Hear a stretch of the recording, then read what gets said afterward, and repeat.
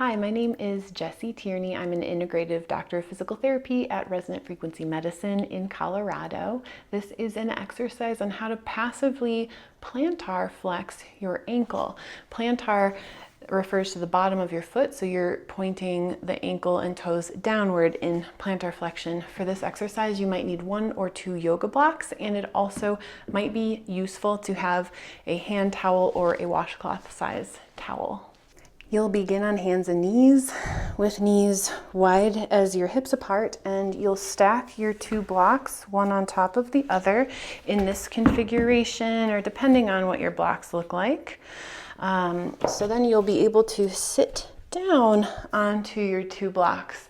If this is already a big stretch for you, some people will feel it in the knees and the quads, some people will feel some strain in the ankle, then you might even need a 3rd block, or to stack your blocks differently so that you can be tall enough to achieve sitting on your block relatively comfortably. From here, let's say this is the affected ankle. You'll see how straight you can get the top of the foot to the floor. Now, depending on where you're at, you might be up here, you might be up here, you might be closer to the floor. And depending on that distance, you can take up the negative space with your rolled towel or washcloth by just rolling it and placing it under the front of the ankle so that you can be relatively comfortable with your foot moving toward flat. Now, for some of us, this might be where it's at. This might be a significant stretch. You might feel sensation in the front of the foot, and this is where you get to hang out passively. I also wanted to just share, if this is not fully comfortable for your body, an alternative is to step the opposite foot forward so that you're more of in a sort of acute seated position. This is just another option. My body's finding this a little more comfortable.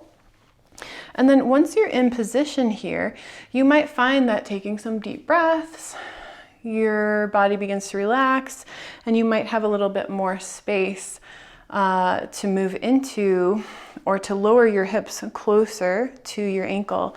So if that's the case, then you could come back to hands and knees, change the level of your block, or maybe even take 1 block away and find your way into seated.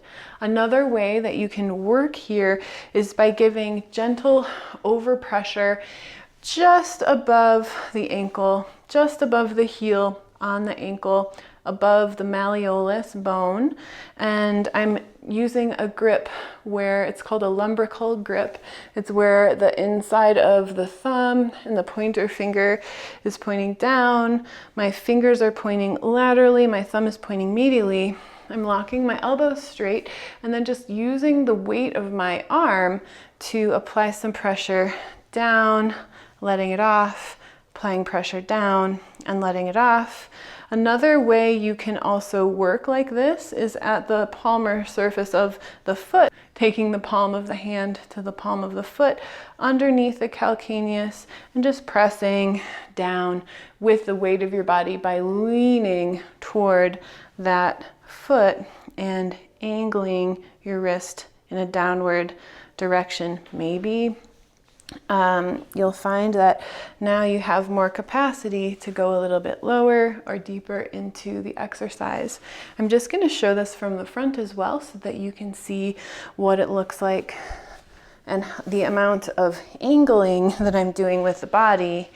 And I'll just place this under here, placing the hand in the lumbrical grip, palm faces back. I'm placing the hand onto the ankle, and then I'm locking my arm straight and then just leaning toward the ankle and letting off. So I'm not just like sitting here for a long time. I'm giving these gentle oscillations. When you do this gently, it's more for alleviating discomfort as you're exploring into the new range. And then the alternative position, palm of hand to palm of foot. Again, I'm really leaning over to achieve this gentle plantar flexion. An alternative for the foot, the opposite leg, the foot can come forward.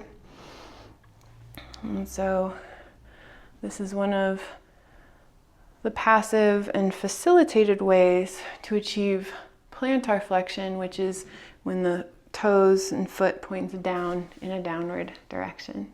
Another way to work with plantar flexion is by working off of a step. So we'll do that next. A lot of the factors really depend upon where you're at in your recovery, so be sure to get specific instructions from your therapist before doing this at home. But this is another way to work more on active plantar flexion. So let's say this is my affected foot. I'm going to take the balls of the toes across the edge of the step. My opposite foot is forward to counterbalance, but you can also do this on the stairs at your house. And then we're going down into dorsiflexion, which is this movement of the back leg, as far down as I can go. And then the opposite, slow motion, pressing down into the ball of the foot and coming up as high as I can into, this is active plantar flexion.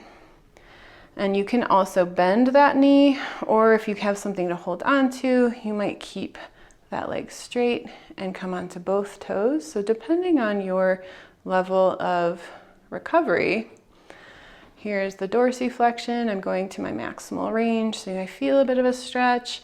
And then I activate my muscles as I'm slow motion coming into plantar flexion, which is the goal movement. It's like wearing a high heel. You want to go up as high as you can so you have maximal range in the toes and in the ankle. You can repeat this 5 to 8 times, super slow motion, to begin to build strength and active capacity in the ankle.